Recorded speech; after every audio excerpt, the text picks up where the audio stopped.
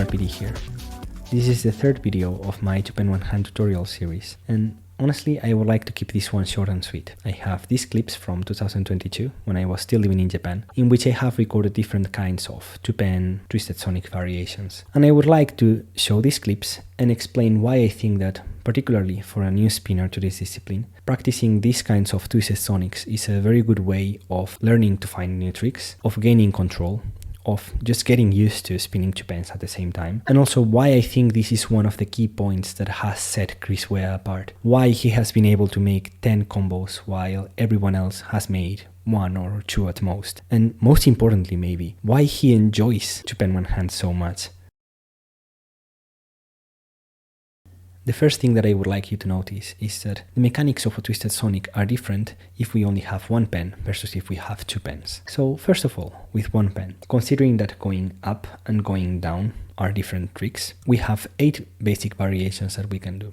So we have the 2 normal variations, the 2 reverse variations, then the 2 inverse, and the 2 reverse inverse. If we now introduce a second pen, then there's 2 main ways in which we can do the trick. The first one is going over the pen. So for example, we hold the pen in 2-3 and then we go from 3-4 to 1-2. The second one is going aside from it. So for example, we hold the pen in 3-4 and go from 1-2 to 2-3.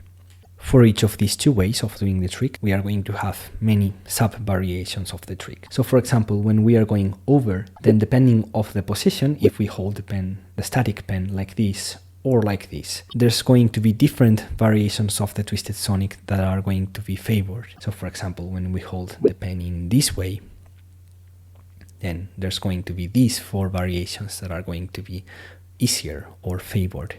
And if we hold the pen in the other way, then there's going to be these other 4 variations which are going to be favored or easier to do.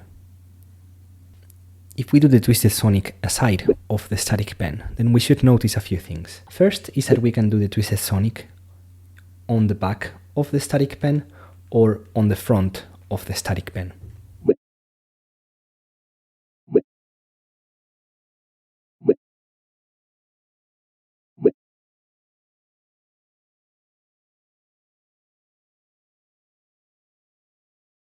The next thing that I want you to notice is that this version is a chiral trick. On the other hand, the version which goes aside the static pen is not a chiral trick. So at some point, in particular here, the both pens are parallel to each other. This is going to be a point which will lead to inconsistencies, it's going to make this trick hard to learn, and this is going to be a point in the trick in which we will most likely fail it. Let's now move on to double charges. In the same way that we have seen that we can do twisted sonics over the static pen, we can also do a double charge over the static pen. The easiest way to do it is with a static pen, completely static. That is, if we have it in one particular position, then during the whole trick, the static pen is going to remain in that position.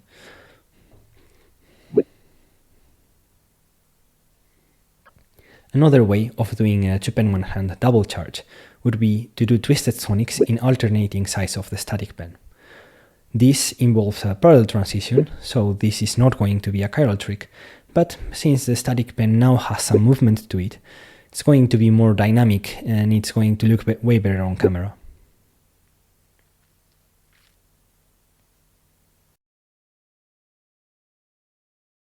The last clip of the ones I recorded is of a trick I found in 2020.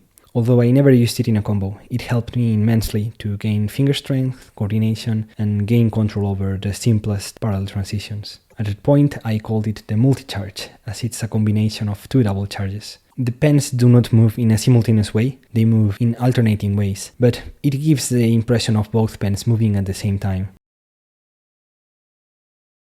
To finish off this video, I would like to talk a bit about Criswea's twisted sonics. The clip that I am showing right now is the first trick that he discovered, around June 2021. anyone who has seen Criswea's combos has noticed how many twisted sonics he uses, even though this was one of the reasons his score was deducted in Pen Spinning Olympics 2022. I think that his twisted sonic use is actually one of his strong points as a spinner. Let me explain. Even though twisted sonics may not be the hardest trick in two pen one hand, right now we are not interested in finding hard tricks. Actually, more of the opposite. We just want easy tricks, because it's very easy to find a hard trick in two pen one hand, if that makes any sense. It's precisely because most tricks are hard that not many spinners do this, and precisely because most tricks are hard, even the spinners that practice two pen one hand cannot do too many combos, and many times become frustrated with two pen one hand. So I think that using many twisted sonics as a way to lower the difficulty of a combo is a good thing. And I think that indeed this is one of Criswea's strong points. Thanks to his twisted sonic usage, he has been able to be the first spinner to do 10 different two pen one hand combos. When speaking with him, he told me that in his practice sessions, he often starts from a simple trick, like a sonic or a twisted sonic, and from there he builds on. So he may find some new variation or some new linkage, and then everything kind of cascades afterwards. So yeah, I think this is something very important. I think that if anyone wants to become a successful two pen one hand spinner, they have to start from here. It may look basic, it may look simple, it may look boring, but it clearly works. You have to get a big repertoire of tricks in order to be a good spinner. That's not just for two pen one hand, it's also for one pen one hand. And the reality is that we do not have that many tricks in two pen one hand. Of course, from now on I'm going to release more tutorials, and that's going to increase the trick repertoire of many spinners. But still, I think this is not going to be enough. And I think that twisted sonics are going to play a big role in two pen one hand going forward. In any case, thank you for watching, and see you in the next video.